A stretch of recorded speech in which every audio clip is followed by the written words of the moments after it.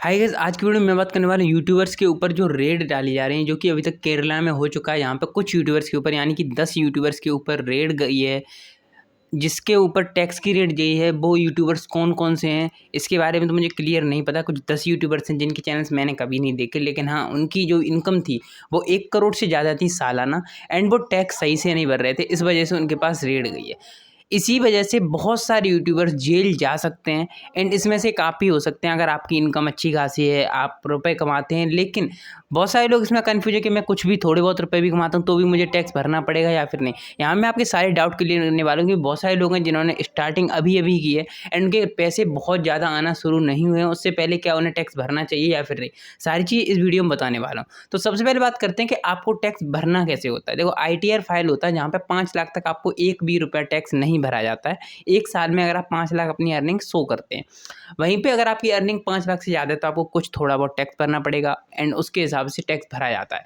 अभी अगर आपने स्टार्टिंग की तो आप लगभग 5 लाख रुपए तक आपको एक भी टैक्स का रुपया नहीं पे करना है। लेकिन अगर आप 20 लाख रुपए तक अर्निंग करते हैं तो आप ITR फाइल करेंगे, एंड वहाँ से अर्निंग करते हैं जो भी अर्निंग करते हैं उसका आपको 1% टैक्स या जो भी टैक्स रहता है वो आपको रिटर्न भरना ही पड़ेगा।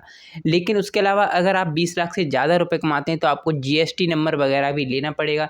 जो भी ब्रांड डील्स होती हैं उनमें GST नंबर आपको लगाना पड़ेगा। सारा 18% का टैक्स आपको भरना ही पड़ेगा।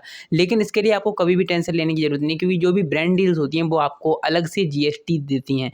मान लीजिए आपने कोई भी डील है जो 10,000 में कंप्लीट की है, 10,000 रुपये की आपने कोई भी डील कंप्लीट की, या 1,000 रुपये की आपने कोई भी स्पॉन्सरशिप ली है, अब उस पे आपको टैक्स अलग से दिया जाएगा कंपनी के थ्रू। यानी कि 100 रुपये पे 18 रुपये कंपनी अलग से देगी आपको टैक्स भरने के लिए। यानी कि 1,000 रुपये पे 1,080 रुपये, 10,000 पे 1,800 रुपये, 1 लाख पे 18,000 रुपये।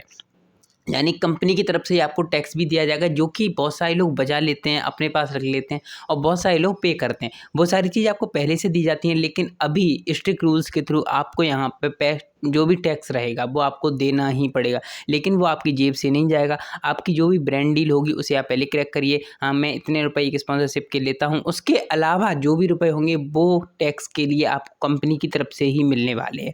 तो अगर आप बेईमानी नहीं करते हैं तो आप वो सरकार को दे सकते हैं। डायरेक्ट जाके आपको ITR फाइल करना होगा, एंड जो भी आपका टैक्स बनता है, जो भी रिटर्न बनते हैं वो आपको भरने ही पड़ेंगे। लेकिन अगर आप इन्हें नहीं भरते तो आपका क्या क्या नुकसान हो सकता है। देखो, सरकार बहुत पावरफुल है, वो आपका चैनल डिलीट करा सकते हैं। उसके अलावा हो सकता है वो आपकी इनकम का, अब तक जितनी भी इनकम है उसका एक गलत रेशियो लगाने के बाद भी आपसे काफ़ी ज़्यादा रुपए चार्ज कर दें। कभी कभी ऐसा होता है हम लोगों को अपनी 100% इनकम भी देनी पड़ती है, जो हमने नहीं कमाई होती है उससे भी ज़्यादा देना पड़ जाता है अगर इन लोगों के झंझट में फंस जाएं। तो आपको जितना भी आपका टैक्स है, जो भी बाकी है या फिर होने वाला है, तो आप दे सकते हैं। लेकिन अगर आप 5 लाख रुपए तक कमा रहे हैं तो आपको एक भी रुपया टैक्स का पे करने की ज़रूरत नहीं है। मतलब आप ITR फाइल करेंगे वो भी 0 रिटर्न का। जैसे हम लोग भी अपना ITR फाइल करते हैं। आप 18 साल के हो जाएं, उससे ज़्यादा अगर हो रहे हैं तो 18 साल से आप 5 लाख का ITR फाइल कर सकते हैं। यानी कि आप दिखा सकते हैं सरकार को कि हम लोग 5 लाख रुपए कमा रहे हैं।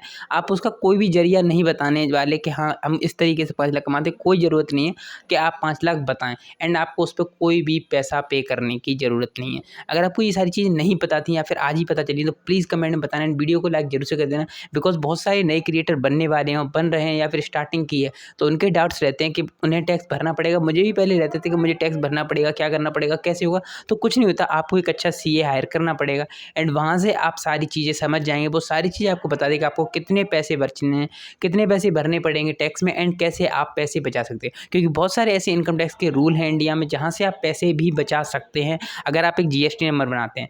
तभी आपने देखा होगा बहुत सारे यूट्यूबर GST नंबर के थ्रू काफ़ी सारी शॉपिंग करते हैं जहाँ से आप टैक्स बचा सकते हैं। जैसे हमारे घर में जो भी बिजनेस होता था, अभी तक होता था, वहाँ पे हम लोग GST के ऊपर भी चीज़ें खरीदते थे, एंड रिटर्न भरने टाइम पे हम लोगों को रिटर्न कम भरना पड़ता था, क्योंकि हम लोगों ने GST पे काफ़ी सारी चीज़ें ली होती थी, जिसकी वजह से हम लोगों को रिटर्न भी कम भरना पड़ता था। उसकी वजह से हमें काफ़ी ज़्यादा पैसे भी बच जाते थे। आपको सिर्फ GST एक बार पे करना होता है। समझाता हूँ आपको, अगर आप GST पे करते हैं यूट्यूब की इनकम से, उसके अलावा अगर आप कोई भी चीज़ शॉपिंग करते हैं वहाँ पे आप अपना GST क्लेम करते हैं तो आपका जो भी 28% टैक्स लगता है वो हट जाता है।